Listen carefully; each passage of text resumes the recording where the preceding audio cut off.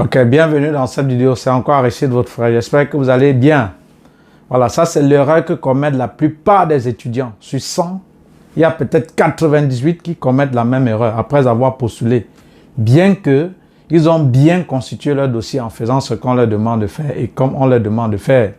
Je vais vous dire cette erreur et je vais vous dire comment rectifier donc cette erreur-là.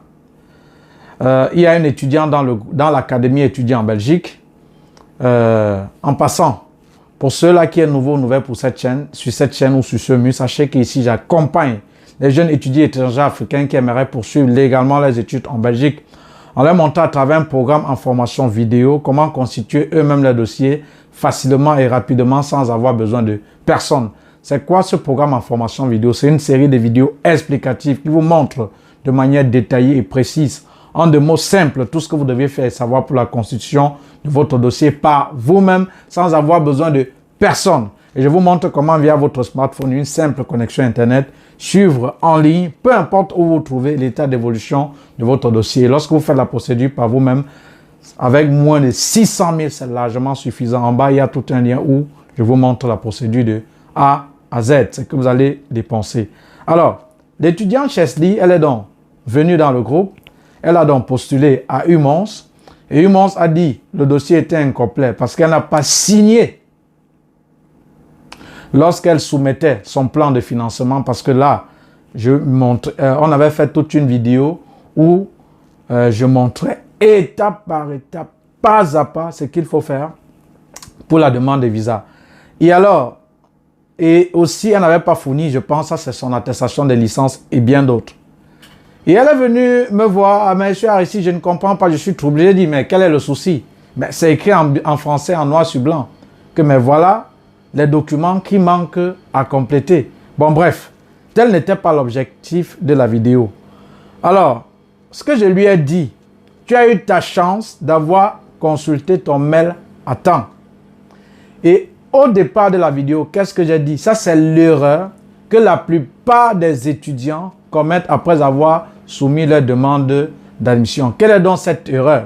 C'est de ne pas consulter de temps en temps leur mail. Il y a certains étudiants là que ils ont une adresse, en fait, ils se connectent à travers leur téléphone à leur adresse email. Et ça, vous saviez, lorsque vous faites les demandes d'admission, il y a certaines écoles où on crée un compte en ligne. Et certains n'ont plus les mots de passe. Certains oublient. Or, c'est là où tout le championnat pour les demandes d'admission se joue.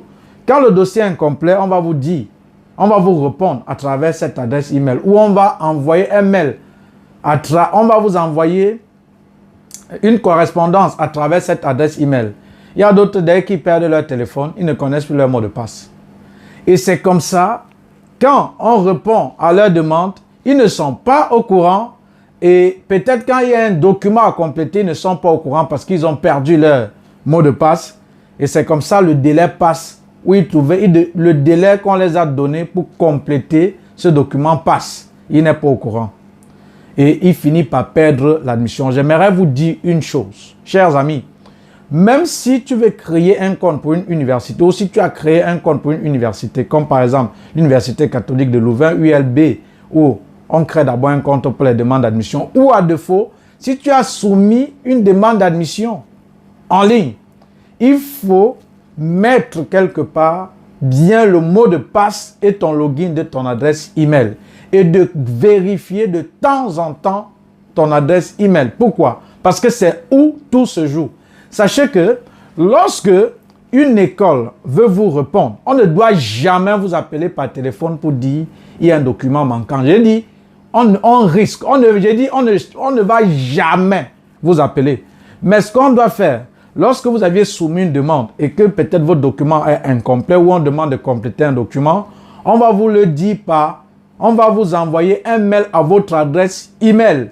Et si vous n'avez pas le mot de passe, vous ne sauriez pas voir. Et sachez que lorsqu'on vous envoie cette adresse, lorsqu'on vous envoie ce mail, il y a un délai pour fournir le document qu'on demande. Ou à défaut, quand le délai est passé, vous allez rater, vous allez perdre cette admission. Parce que, tout simplement, vous avez soumis votre demande et vous n'aviez pas peut-être enregistré votre mot de passe, pas seulement dans votre téléphone ou si vous perdez, vous ne connaissez plus, vous n'aviez pas mis peut-être votre adresse email quelque part. Donc, ne commettez plus donc cette erreur. Lorsque vous soumettez une demande d'admission, alors consultez de temps à temps votre adresse email pour vérifier si l'école ne vous a pas répondu ou s'il y a un document manquant.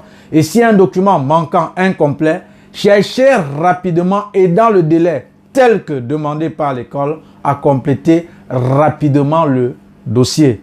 Parce que traverser ce délai, vous n'auriez pas d'admission. Donc, ne commettez plus cette erreur. C'était donc tout pour cette vidéo. Si tu n'as pas encore rejoint le groupe l'Académie étudiant en Belgique, pour l'inscription, c'est 80 € où moi et mon équipe, on t'accompagne en te montrant d'abord, non seulement à travers un programme en formation vidéo, comment constituer toi-même ton dossier et aussi de t'aider pour la procédure en vue de l'obtention de ton visa d'études pour la Belgique. Merci et à tout de suite. Ne commettez donc plus cette erreur. Ciao, ciao.